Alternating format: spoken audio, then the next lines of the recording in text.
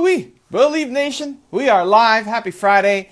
Friday is my CEO day. So it's been a pretty good CEO day. The past couple of Fridays have been kind of locked up with helping a bunch of friends of mine, which is awesome. It's part of what I do on Fridays, help my friends in my community who've made a big impact on me. I want to give back and help them. So that's been tons of fun.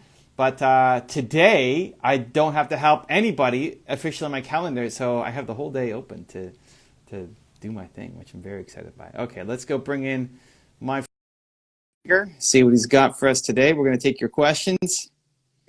Waiting on Mark. Waiting for Mark. Connecting, and there he is. You are so loud right now. You're okay, Mark. You're okay. Joshua in the house. Joshua, we missed you yesterday. Where were you? Movement makers. Joshua. Okay, hold on. I told him to be here. I told him to be here at 2:00. Ask us your questions. Okay. Ask us your questions. Let's go. Here we go. You got a question for me or Mark or both? Pop it down. Use the question box thing. We'll get to him. Mark, what are we doing? Let everybody know. Hey, welcome to the Something to Prove podcast bonus episode, our very last bonus episode of 2020, because Evan's calendar goes a little crazy. But he and I host every week the Something to Prove podcast, where pretty much we talk about the challenges that tend to hold entrepreneurs back and how to overcome them. Joshua is saying that he did not attend Movement Makers yesterday because Mark is keeping me busy. Good. I feel like that's not a good enough reason, Joshua. It's not. I feel like that's not a good enough reason. Although we were doing last minute edits on the We Do Hard Things podcast that releases every Thursday, so it could be that I kept him from that. I feel like that's not a good enough reason. I'm very unhappy. Let's go. Do we got questions? Okay, yeah, we have questions. Just had to put some banter in there. Okay, first up, Kumar, how to be focused always.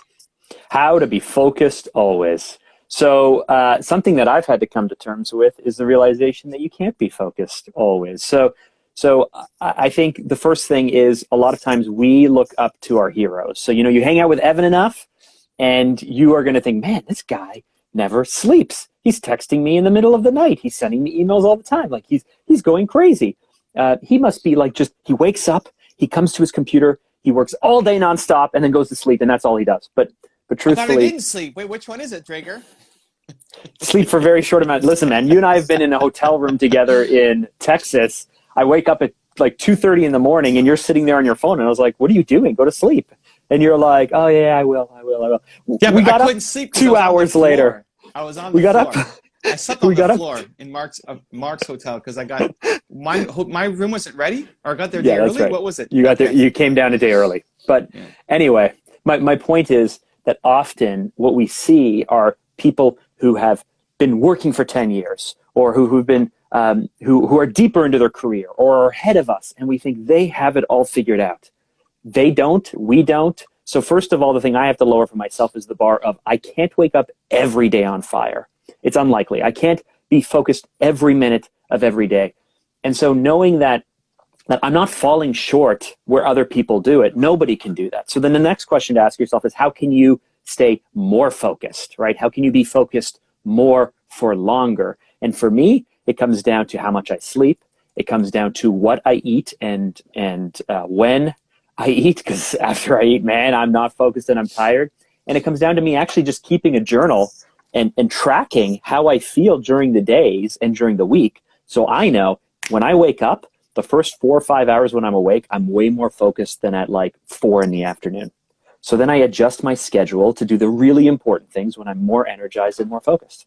Looks like you're going to hit your head against the ceiling soon. Are you actually close, or is it just an optical illusion?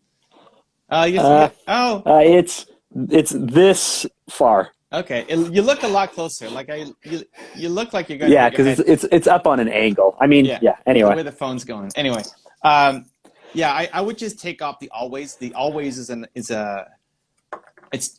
impossible bar, right? So if you're measuring yourself against that, then you're never going to hit it, and you're always going to feel let down. Can you have more focus? Absolutely. Always, never. I would be paying attention to when are you not focused and what's the reason why. It may just be that you're doing the wrong stuff. This is a bonus episode of our podcast. If you listen to our regular one or watch it, watching is even better on YouTube because there are moments that we recorded, I think it was last week, where Mark is going off and going on some crazy contact stuff we've already heard, and I end up like, oh, I'm like this, I'm rolling my eyes, I'm stretching, waiting for Mark to finish what he's saying. I'm not focused at all. It's like, I've already heard this, I don't need to know this is not useful or helpful for me.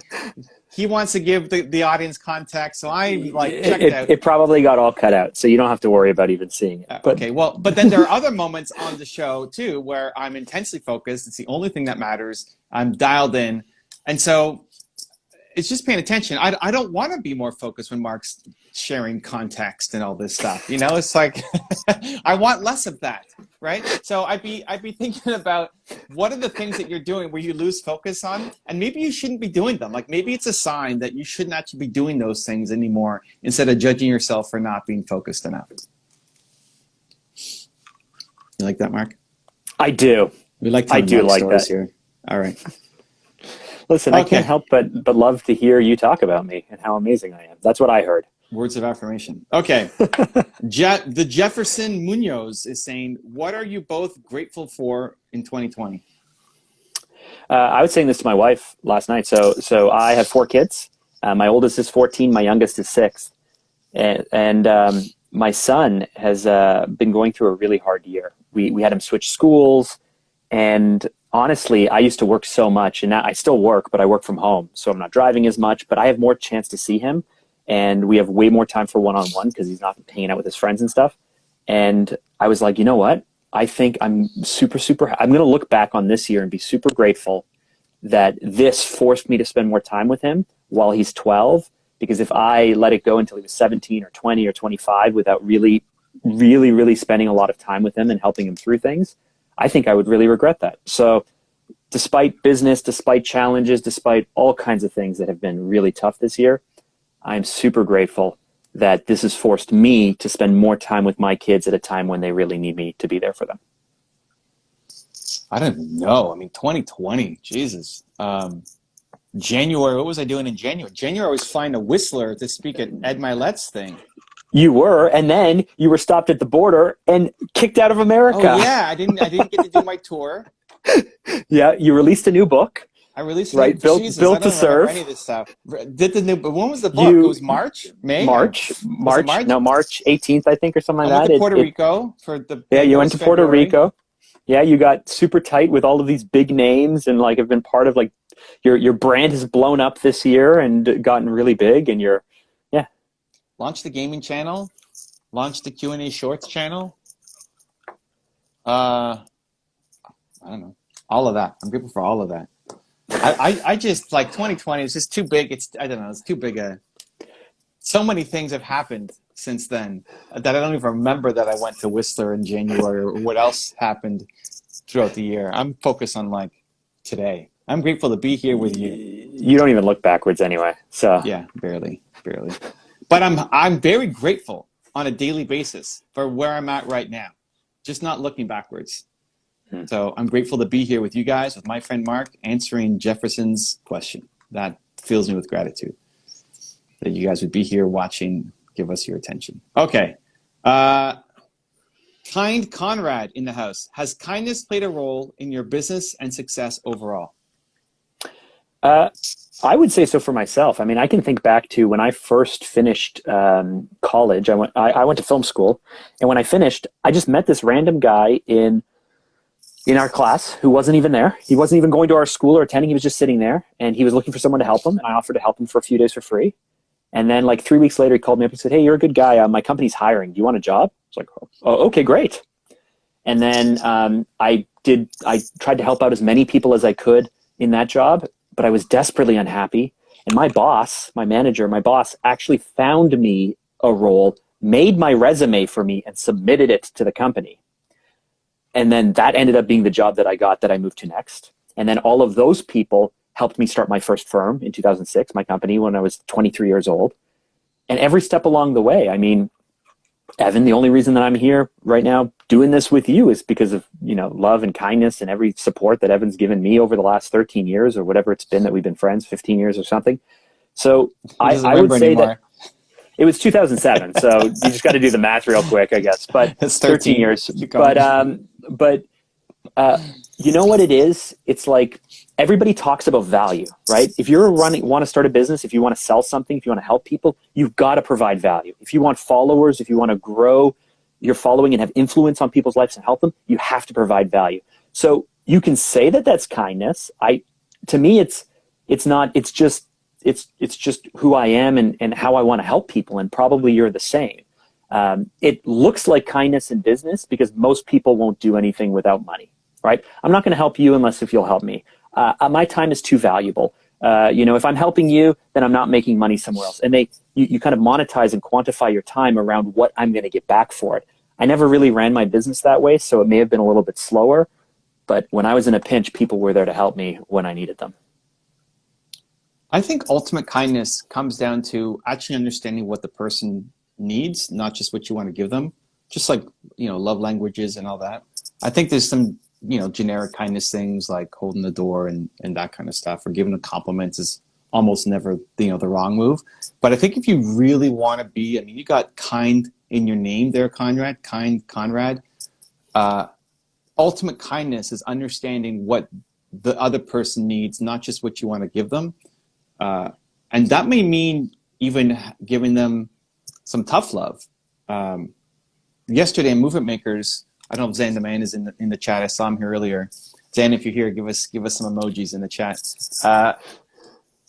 So yesterday on my Movement Makers session, Zan the man was there, and 3 weeks ago or 4 weeks ago, I gave him some topics. I featured him on my live.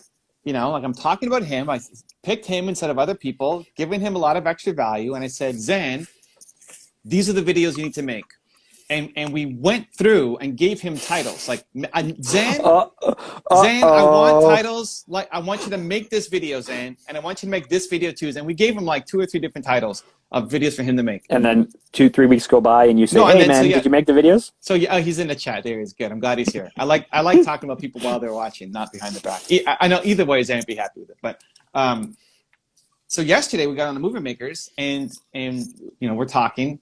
And I asked him, hey, Zan, what happened to the videos? And he's like, he hasn't done them yet.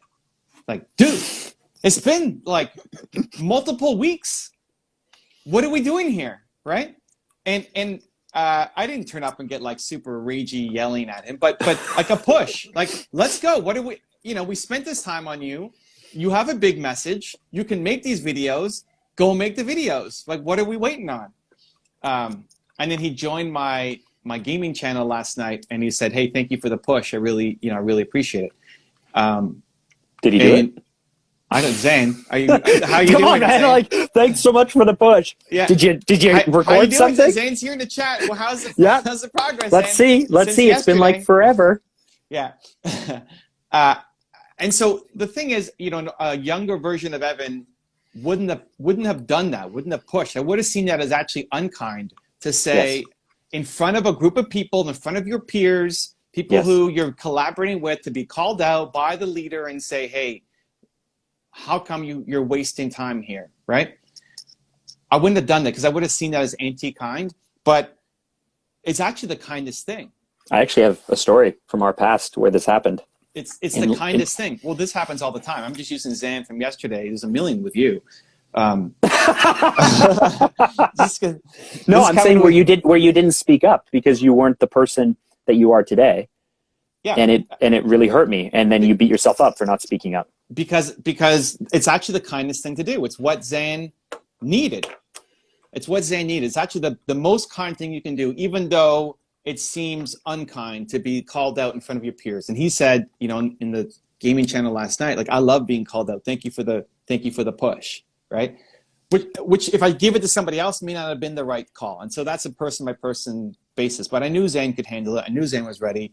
And the public accountability is actually going to help him get to where he needs to be. So that's just, expanding the definition of kindness from just what everybody kind of likes, and sure, you can pat them on the back or give some good words of affirmation or whatever. But knowing what they actually need and then giving it to them, people may not, if people watch the podcast, they may sometimes see me going super hard on Mark on things and say, wow, Evan is such an ass sometimes, but it's not. Like, this is the most kind thing. This is the greatest gift Mark's ever been given, right? Like, this is the most kind, the greatest kindness he received this week just happened on that podcast. And so it's because what he needs, even if other people don't understand it. And so, kind Conrad, I would challenge you to just expand the definition of kindness to give them what they actually need to help them get to where they need to get to. That's the next level kindness. It says many mindful moments. I like it. Okay. Anything else, Mark? Or are we good? No, we're great. That was a great answer, Evan. Okay. Joshua is saying, what's a good enough reason to miss Movement Makers? Not working on Draeger's anything. No. It has to movement makers, guys. Yeah. It's got to be like, someone you love was hospitalized. I mean, there's no other reason. Your house is on fire, maybe, but then you still have a cell phone, like with Wi-Fi, like right? with data. I would respect that so much. I would respect that. What if the fire trucks are rolling in? Yeah, and you're on it. Oh my gosh, dude! Meanwhile, you're like, sorry guys, just escaped the burning building, but here I made it. I'm here. Oh my god, that's amazing. That's the dedication. I love it. You have to be proud of the reason, though. You got to be proud of the reason why you were missed, Joshua. We talked about you. It was noticed that you were missed. Someone did call you Jeff again. He's being known as Jeff, and I had to correct it. Although Jeff might stick if you stop showing up. We're just going to keep calling you Jeff. We referenced back to your session that we did because people were asking about cutting clips from IG. Zandaman says only if you're in a coma, so that's good. We got some hardcore movement makers. It's the best. It's the best. Anyway, that answers that, Joshua. Show up in 2 weeks. We're gonna work on Draeger stuff is not important. It's not important enough. Not important enough. Okay. PK Unchained. I get nervous tics when I do things that I'm uncomfortable with. Can you offer some advice? Much love. So I've just finished the book Man's Search for Meaning, and they literally the person who wrote it, Viktor Frankl, literally speaks about this. He's a therapist, in case you don't know, and he survived a concentration camp, and so he was a doctor before going there, but he used his time in the concentration camp to practice his methods. And he literally speaks in that book about a boy who had a stutter, who could not speak for his whole life without a stutter. But when challenged to try to stutter as much as possible, he could no longer do it. When you're laying in bed at night and you're thinking, I got to go to sleep.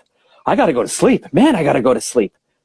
What happens is you never fall asleep. But as soon as you stop thinking about how desperately you need to fall asleep and trying so hard to fall asleep, you'll naturally fall asleep. So I would just say, because this is fresh in my memory from having just completed this book, that if you get a nervous tic when you do things that make you uncomfortable, then I would say, I wonder how ticky I can be. I wonder how big I can make this tick, because he literally references in this book that this is one of those things. If you have OCD, try to be as OCD as possible, and you will naturally start to release that nervous energy. And so I would say give it a shot. I haven't experienced that myself. I do know that when I step up on stage, if I'm nervous, I have to take a pretty deep breath, and I have to tell myself, wow, you're kind of nervous. Just admit it to myself and let the pressure off that I'm going to make a mistake and I'm going to slip up and all those things. But maybe try to be as ticky as possible and see if it doesn't just disappear. There you go. Draeger's advice. So I've had tics almost my whole life. And I don't know that I have a great answer for you, but I'll just share. Even now, when I'm thinking, my ears move. Can you see that? Yeah. Your ears move a lot. Can you see that? I don't know if it's coming across. It's more micro. It used to be a lot There you worse. Go. That side you see it. This side? Yeah. That side's going all twitchy, all crazy. So it's my I don't know. There's something with when I'm focused or concentrated, my ears move. My eyes will blink a bunch sometimes.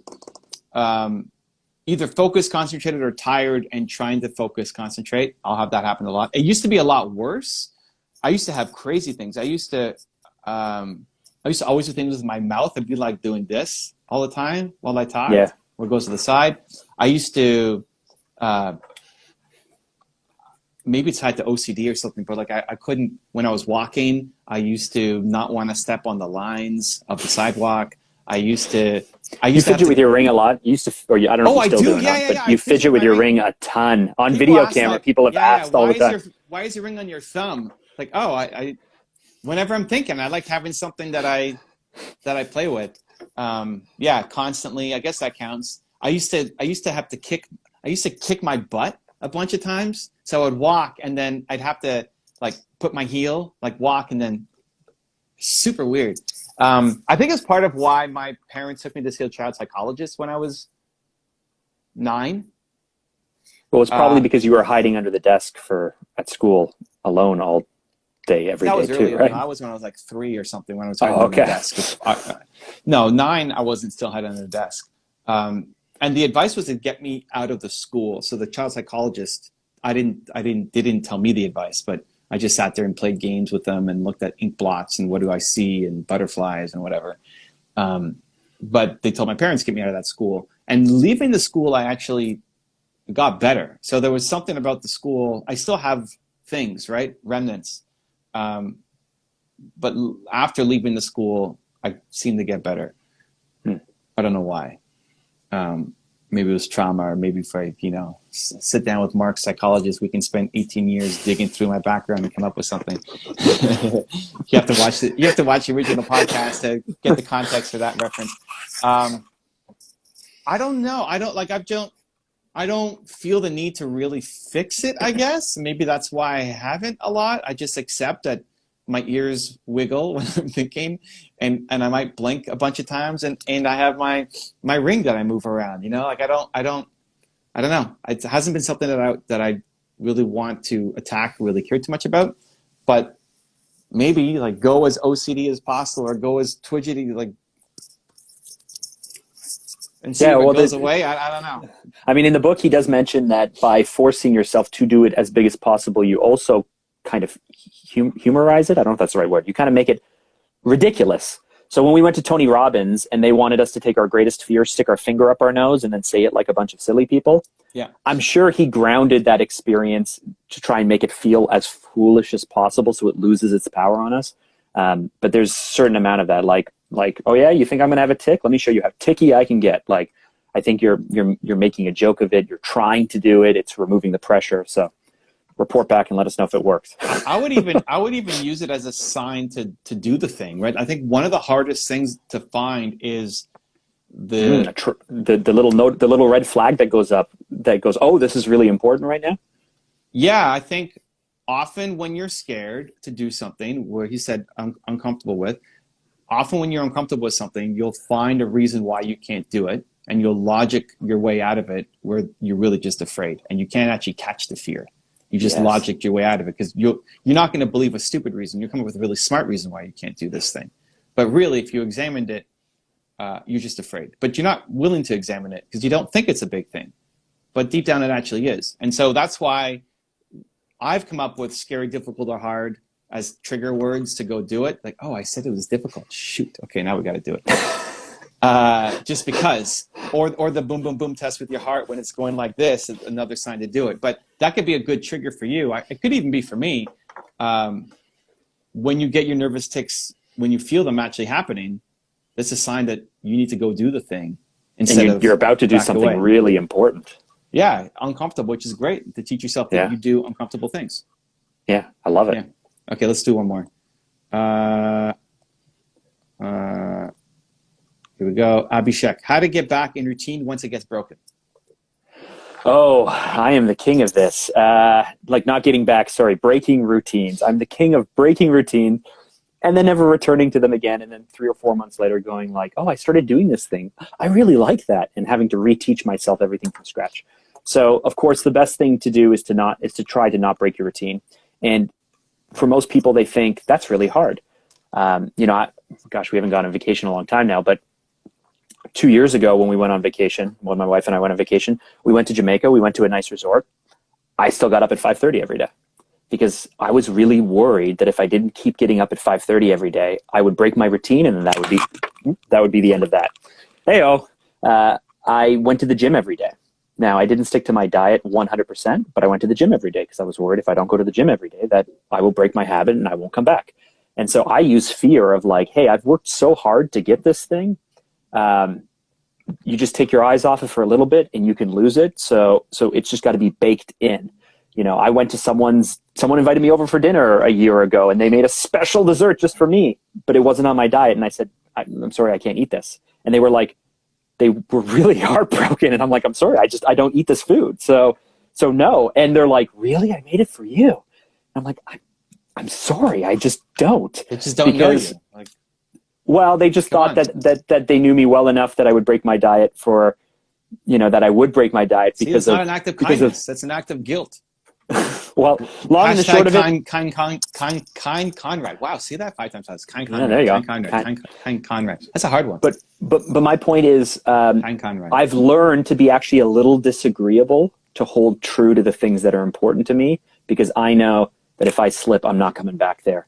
And so it's more important to me to stay on the diet, which means being as strict as possible, because I'm not great at going on and off. It means working out every day, unless if I have a recovery day, because I know if I take a few weeks off, I'm never coming back. Like, old Mark is coming back, and I want to fight. I want to leave old Mark way in the past. So I would just say, like, work as hard as you can to not break it. And then as soon as you do, don't consider that breaking like, oh, thank goodness, I don't have to go to the gym today. No, don't reward yourself for breaking it. Don't go like, oh, good, I get a few days away off from the thing that I'm doing. No. You have to get back to it ASAP, or else you will lose everything really, really quickly. Kind Conrad's still in the house. He's laughing and giving it. Let's try doing it 5 times together. Kind Conrad. Okay. What are we chanting this? Yeah. Or are we trying to say it as fast? Okay, great. Okay, 3, 2. Do it with us, guys at home. 3, 2, 1. Kind Conrad. Kind Conrad. Kind Conrad. Kind Conrad. Kind Conrad. Kind Conrad. Okay, it gets there. It's a little bit easier than I thought. When you think about it, when you're fully focused Kind Conrad. Kind Conrad. Yeah, you can't say it quick though. Kind Conrad. You must articulate. I slowed down for you, I think. That's it. We just got to go faster. There you go. That's Evan's. That's literally the quote of our relationship. I slowed down for you. We need to go faster. Let's go. How you start is super important. So on your routine, whatever the first thing is, really, really, really, really, really, really, really important. And then just noticing when you've fallen off, and then getting back up and doing it again the next day. So, example, recently, not yesterday, but the previous week before yesterday, I didn't do music in the morning, which I always do music in the morning. I didn't do music in the morning because it's LCS free agency, and all the rumors are coming up of who's signing where, and is League of Legends professional teams. Okay, I was like, and I'm like, he just said, are we gonna get Sword Art? Is he coming? We got Hooney. Are you kidding me? Hooney? That's crazy. What happened to Licorice? Where's Perks going? All this stuff.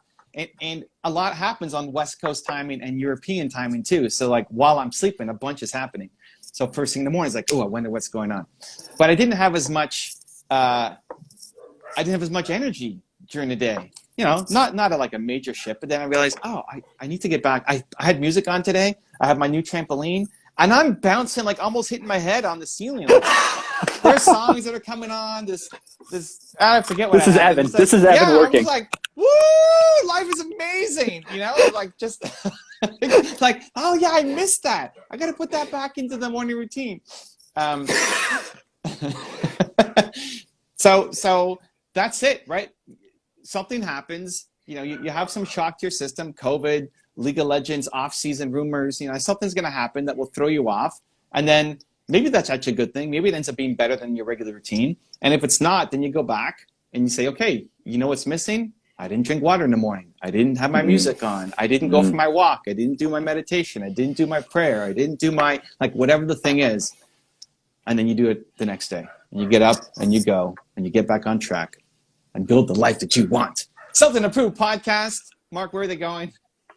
You can find Something to Prove podcast on any of the podcast networks. But if you want to check it out on YouTube, on Evan's channel, or on Apple Podcast.